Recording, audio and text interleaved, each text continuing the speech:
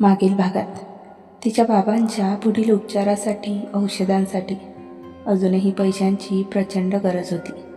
एका बाजूला तिचा स्वाभिमान आणि नीतिमत्ता उभी होती, तर दुसऱ्या बाजूला अथर्वच्या या डोळ्यातील अथांग वेडेपिसे आकर्षण आणि तिची गरिबी.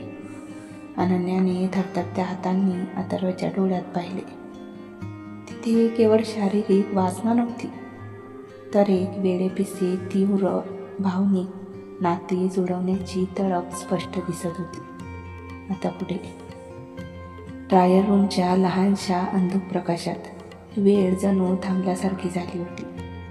अथर्वचा सही केलेला तो रिकामा चेक अनन्याच्या थरथरत्या हातांमध्ये होता. समोर उभा असलेला अथर्व तिच्या उत्तराची अत्यंत आतुरतेने वाट बघत होता. त्याच्या चेहऱ्यावर देशाच्या सुपरस्टारचा कसलाही मुखवटा नव्हता.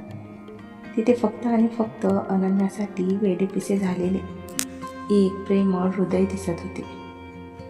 अन्नू, अथर्वने अत्यंत हळुवार आणि भावुक आवाजात तिच्या नावाची पहिली हाक मारली. त्याच्या तोंडून स्वतःचे नाव ऐकताच अनन्याच्या शरीरातून एक नाजूक शिणशिणी गेली. मी मान वर करून त्याच्या डोळ्यात पाहिले. मला सांग, तुला काय वाटतंय? अथर्वने तिची हनवटी आपल्या बोटांनी हळूच वर केली. मी तुला पैशांच्या बळावर विकत घेण्याचा प्रयत्न करत नाही. मला माहीत आहे तुझ्यासाठी स्वाभिमान किती महत्त्वाचा आहे, पण मला तुझ्याशिवाय राहणे आता शक्य नाही. ते एका रात्रीने माझे संपूर्ण जग बदलून टाकले आहे. त्याचे शब्द ऐकून अनन्याचे डोळे भरून आले. तिचे मन दोन टोकांवर कापले जात होते. एका बाजूला तिची परिस्थिती होती. बाबांच्या मेंदूच्या शस्त्रक्रियेनंतरही महागडी औषधे, फिजिओथेरपी, हॉस्पिटलची उरलेली बिल आणि घरातील गरिबी. जर तिने हा चेक स्वीकारला तर तिच्या बाबांचे आयुष्य पूर्णपणे सुरक्षित होणार होते. आणि दुसऱ्या बाजूला तिचे स्वतःचे मन होते. अथर्वने तिच्यासोबत केलेली ती पहिली रात्र केवळ शारीरिक नव्हती. त्याच्या त्या हळुवार स्पर्शाने, त्याच्या किसने अनन्याच्या साध्या निरागस मनात आधीच एक अथांग ओढ निर्माण केली होती. अथर्व सर, अनन्याने आवडलेल्या घशाने विचारले. तुम्ही खरंच माझ्यासाठी एवढे अस्वस्थ होता? अथर्वने तिच्या दोन्ही हातांना आपल्या छातीवर ठेवले. तिच्या हृदयाची वेगाने होणारी धडधड अनन्याला तिच्या तळहातांवर स्पष्ट जाणवली. ही धडधड एक अनन्या. अथर्व तिच्या ओठांच्या अगदी जवळ येत म्हणाला, ही फक्त तुझ्यासाठी चालते. मला फक्त तू हवी आहेस. आज रात्री पुन्हा एकदा. अनन्याने आपले डोळे घट्ट मिटून घेतले आणि तिच्या डोळ्यातून दोन टपोरे अश्रू गळाले. तिची स्वाभिमानाची भिंत तिच्या कौटुंबिक मजबुरीपुढे आणि अथर्वच्या या तीव्र भावनिक आव्हानापुढे ढासळली गेली होती. तिने हातातील चेक घट्ट आवळला आणि हलकेच मान हलवून होकार दिला. तसा अथर्वच्या चेहऱ्यावर एका क्षणात एक प्रचंड समाधान आणि आनंद पसरला. त्याने तिला क्षणाचाही विलंब न करता आपल्या मजबूत बाहूंमध्ये आवळले आणि तिच्या ओठांवर एक अत्यंत भावूक रोमॅन्टिक किस केली. आज रात्री 10 वाजता हयात हॉटेल, सूट नंबर 701. मी तुझी वाट पाहिल. अथर्व तिच्या कानाजवळ हळूच म्हणाला आणि तिच्या गालावरून उबदार हात फिरवून तो दाराची कडी उघडून बाहेर पडला. संध्याकाळचे साधारण 7 वाजले होते. घरी पोहोचल्यानंतर अनन्याच्या मनातील वादळ शांत व्हायचं नाव घेत नव्हते. तिने बाबांची सर्व औषधे आणून ठेवली होती. आईच्या हातात हॉस्पिटलच्या उरलेल्या बिलासाठी पैसे ठेवले होते. आई आणि बाबा तिच्याकडे अत्यंत आदराने आणि कौतुकाने बघत होते. अन्नू, तू नसतीस तर आज मी जिवंत नसतो बाळा. माधव यांनी भावपून तिच्या डोक्यावर हात ठेवला. अनन्याने बाबांच्या पायांना स्पर्श केला. तिच्या मनात एकाच वेळी प्रचंड अपराधाची भावना आणि अथर्वच्या भेटीची तीव्र हुरहुर चालली होती. तिने तिच्या बेडरूममध्ये जाऊन कपाट उघडले. आज स्वतःसाठी एक छान पिंक कलरचा साधा पण अत्यंत आकर्षक कॉटनचा ड्रेस निवडला. तिने केस स्वच्छ धुवून मोकळे सोडले. ओठांना हलकासा लिप बाम लावला. आरशात बघताना तिला स्वतःचा चेहरा वेगळा वाटत होता. ही तीच अनन्या होती जी कधी कोणा मुलाकडे पाहतही नसेल. पण आज ती एका माणसासाठी, सुपरस्टार अथर्वसाठी स्वतःला समजवत होती. मी हे पैशांसाठी करते की त्याच्या स्पर्शासाठी? अनन्याने स्वतःलाच खिडकीजवळ उभे राहून विचारले. तिच्या हृदयाने दिलेले उत्तर तिला अधिकच अस्वस्थ करत होते. ग्रँड हयात हॉटेलचा सूट नंबर 701 मध्ये मंद पिवळा प्रकाश पसरलेला होता. सॉफ्ट रोमॅन्टिक म्युझिकचा हलका आवाज पार्श्वभूमीत वाजत होता. वातावरण अतिशय आल्हाददायक आणि उबदार करण्यात आले होते. अथर्व काळ्या रंगाच्या सिल्कच्या नाईट सूटमध्ये सोफ्यावर बसला होता. त्याच्या हातात रेड वाईन्सचा ग्लास होता, पण त्याची नजर केवळ डिजिटल दाराकडे खिळलेली होती. अचानक दाराचा लॉक उघडल्याचा आवाज झाला. अनन्याने आत पाऊल ठेवले. तिने पिंक कलरचा तो साधा ड्रेस घातलेला होता. मोकळे केस तिच्या खांद्यावर पसरले होते. चेहऱ्यावर कसलाही भडकपणा नव्हता, फक्त एक नाजूक संकोच, थरथरणारे ओठ आणि लाज होती. तिला बघताच अथर्व सोफ्यावरून ताडकन उठला. त्याच्या डोळ्यात अनन्याला पाहून एक वेगळी चमक आली होती. तो संथ पावलांनी तिच्याकडे चालत आला. त्याला आपल्याकडे येताना बघून अनन्या भीतीने आणि संकोचाने जागेवरच थबकली आणि तिने आपली नजर खाली झुकवली. अथर्व तिच्या अगदी जवळ येऊन थांबला. त्याने हातातला ग्लास बाजूला ठेवला. त्याने अत्यंत कोमलतेने तिचे दोन्ही थरथरणारे हात आपल्या हातात घेतले आणि आपल्या ओठांजवळ नेऊन तिच्या तळहातांवर ओठ टेकवले. तू आलीस? अथर्वचा आवाज कमालीचा उबदार आणि प्रेमळ होता. हो, अनन्याने आवडलेल्या घशाने उत्तर दिले. अथर्वने तिचे केस मोकळे हळूच तिच्या चेहऱ्यावरून मागे सरकवले. त्याच्या बोटांचा स्पर्श होताच अनन्याच्या अंगावर काटा आला. आज घाबरू नको सोनू, अथर्व तिच्या डोळ्यात बघत म्हणाला. आज इथे कोणतीही मजबुरी नाही, फक्त तू आणि मी आहोत. अथर्वने तिला हळूच आपल्या मिठीत ओढले. तिचे मऊ शरीर त्याच्या छातीशी घट्ट चिकटले. अथर्वने तिची हनवटी वर करून तिचे ओठ आपल्या ओठात घेतले. ही किस पहिल्या भेटीपेक्षाही कितीतरी पटीने अधिक विस्तृत, खोल आणि भावूक होती. अथर्व अत्यंत सावकाशपणे, हळुवारपणे तिचा आस्वाद घेत होता. अनन्याच्या श्वासांची गती वाढली. तिने स्वतःचे दोन्ही हात अथर्वच्या गळ्यात टाकले आणि त्याच्या किसला पूर्ण समर्पणाने प्रतिसाद दिला. अथर्वने तिला हळूच बाहूंमध्ये उचलून घेतली आणि तो विशाल मऊ बेडच्या दिशेने घेऊन गेला. बेडवर निजवत असताना अथर्वने अत्यंत नाजूकपणे तिचे कपडे एकामागून एक बाजूला केले. अंधुक प्रकाशात अनन्याचे निरागस आणि नैसर्गिक सौंदर्य एखाद्या काव्यासारखे भासत होते. अथर्वने तिच्या कपाळावर, तिच्या गालांवर, तिच्या गळ्यावर आणि तिच्या नाजूक खांद्यांवर आपल्या ओठांची अगणित स्पर्श अंकित केले. जेव्हा त्याचा उबदार हात तिच्या पाठीवरून आणि कमरेवरून फिरत होता तेव्हा अनन्याच्या तोंडून एक अत्यंत मधुर थरथरता सुस्कारा बाहेर पडला. अथर्व, तिने पहिल्यांदाच त्याचे नाव उच्चारले. ते नाव ऐकताच अथर्वच्या भावना अधिकच उफाळून आल्या. त्याने अनन्याला आपल्या शरीराखाली पूर्णपणे झाकून घेतले. तिच्यावर आपल्या प्रेमाचा वर्षाव करायला सुरुवात केली. ती रात्र केवळ 2 शरीरांचे मिलन नव्हते, तर ती 2 आत्म्यांचे एकरूप होते. अथर्वने अत्यंत काळजीपूर्वक आणि हळुवारपणे तिला आपलेसे केले होते.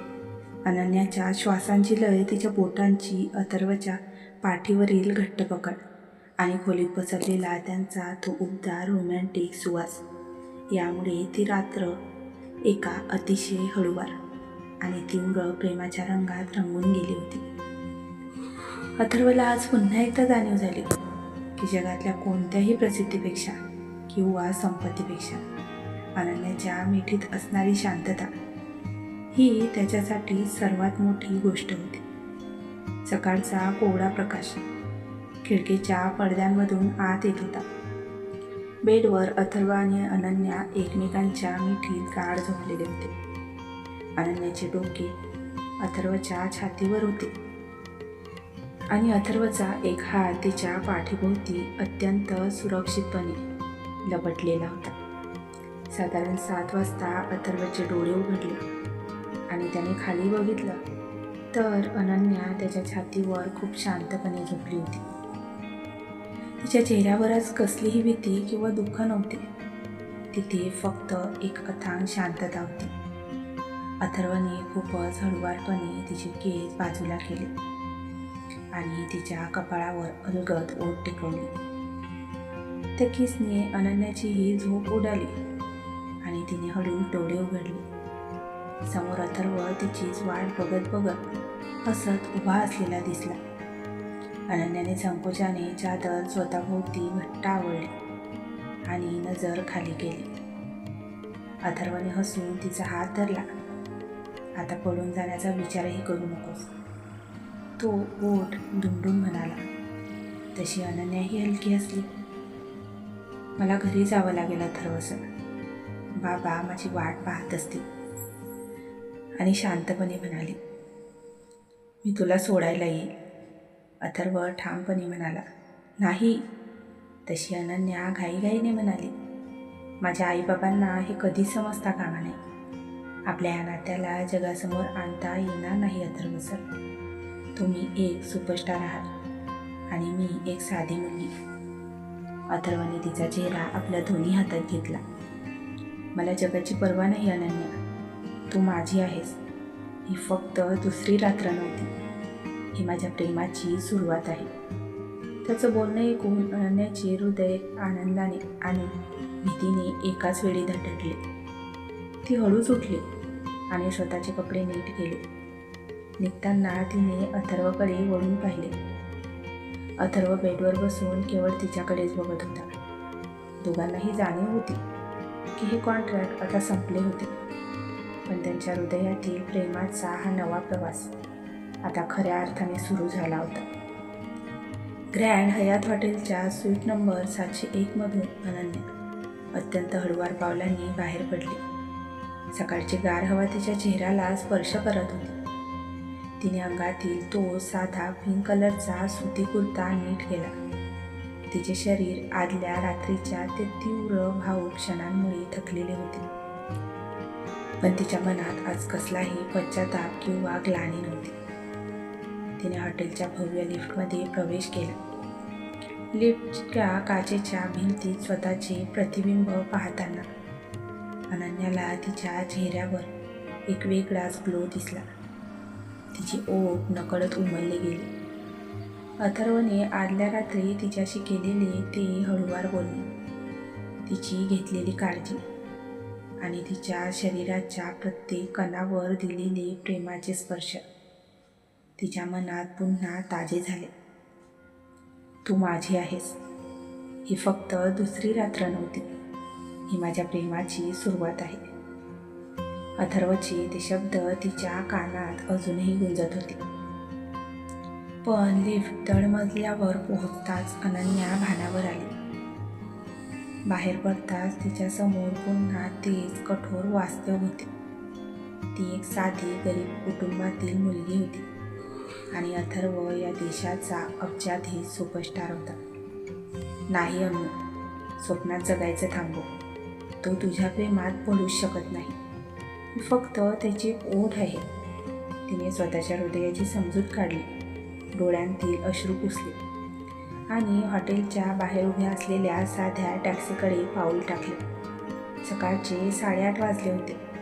स्वीट नंबर 701 मध्ये अथर्व अजूनही बेडवर टेकून बसलेला होता. त्याच्या हातात अनन्याने रात्री वापरलेली साध्या गुलाबाचा सुगंध असणारी रुमाल होती. तो रुमाल आपल्या नाकाजवळ नेऊन तिचा तो मंद सुगंध स्वतःच्या श्वासात भरून घेत होता. त्याच्या चेहऱ्यावर एक अथांग शांतता आणि समाधान स्पष्ट दिसत होते. अचानक दाराचा लॉक उघडला आणि मॅनेजर करण अत्यंत अस्वस्थ चेहऱ्याने आत आला. अथर्व, ती मुलगी पुन्हा सकाळीच निघून गेली. करणने सूटमधील शांतता पाहून विचारले. अथर्वने करणकडे पाहिले, पण आज त्याच्या नजरेत कालसारखा राग किंवा वेळेपणा नव्हता. तिथे फक्त एक ठामपणा आणि प्रेम होते. करण, तिचे नाव अनन्या आहे, अथर्व अत्यंत शांत पण गंभीर आवाजात म्हणाला. ती मुलगी असे म्हणून तिचा पुन्हा अनादर करायचा नाहीस. त्याचं हे बोलणं ऐकून करण स्तब्ध झाला. अथर्व, तू खरंच तिच्या प्रेमात पडला आहेस का? तुला भान आहे का तू काय करतोयस? मीडियाला किंवा पॅपराझींना जर या कॉन्ट्रॅक्टबद्दल किंवा या रात्रींबद्दल कळाले तर तुझी पूर्ण इमेज धुळीत मिसळेल. ती एक साधी मुलगी आहे अथर्व, करण त्याला समजावत म्हणाला. तसा अथर्व बेडवरून उठला. त्याने ब्लॅक कलरचा तो सिल्क गाऊन घातला आणि खिडकीजवळ जाऊन उभा राहिला. मला माझ्या इमेजची पर्वा नाही करण, अथर्व खिडकीबाहेर बघत म्हणाला. आयुष्यात पहिल्यांदा मला कोणीतरी अशी व्यक्ती मिळाली आहे जिला माझा पैसा किंवा माझा सुपरस्टार असणे नको आहे. तिला फक्त माझा भावनिक सहवास हवा आहे. मी तिला सोडणार नाही. मला ती माझ्या आयुष्यात कायमची हवी आहे. तो विचारात हरवत बोलला. ती पण तयार आहे का? करणने मुख्य मुद्दा उपस्थित केला. ती तुझ्यासोबत रोज रात्र घालवायला किंवा तुझ्यासोबत जगासमोर यायला तयार होईल का? तसा अथर्व शांत झाला. करणचे बोलणे खरे होते. अनन्या स्वाभिमानी होती. ती पैशांसाठी किंवा मजबुरीसाठी आली असली तरी ती स्वतःची नीतिमत्ता कधीच विकणार नव्हती. मी तिला वेळ दे, अथर्व मनातल्या मनात पुटपुटला. मी तिला हळूहळू माझे प्रेम दाखवेल. इकडे अनन्या घरी पोहोचली तेव्हा तिचे आई बाबा तिची वाट बघत होते. माधव आता खूपच बरे दिसत होते. त्याने अनन्याला जवळ बोलावले आणि तिच्या डोक्यावरून प्रेमाने हात फिरवला. अन्नू, आज डॉक्टरांनी सांगितले की माझी प्रकृती झपाट्याने सुधारते आहे. मला नवीन औषधे सुरू केली आहेत. माधव हसत म्हणाले. पण बाळा, एवढी महागडी औषधे तू कुठून आणलीस? तशी अनन्याने नजर खाली झुकवली. तिच्या मनात एक लहानशी भीती दाटून आली. बाबा, मी सांगितले ना, मला बुटीककडून आणखी एका प्रोजेक्टचे काम मिळाले आहे.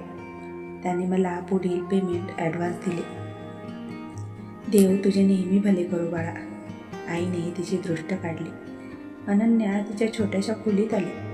तिने कपाट उघडले आणि काल रात्री अथर्वने दिलेले तिचे बुक अत्यंत सुरक्षितपणे एका डायरीत लपवून ठेवले. तिने अजून त्यातील एकाही रुपयाला स्पर्श केला नव्हता. मी हे पैसे फक्त बाबांच्या अगदी तातडीच्या गरजेसाठीच वापरे. मी अथर्वच्या प्रेमाची किंवा सहवासाची किंमत लावू शकत नाही, तिने स्वतःशीच ठरवले.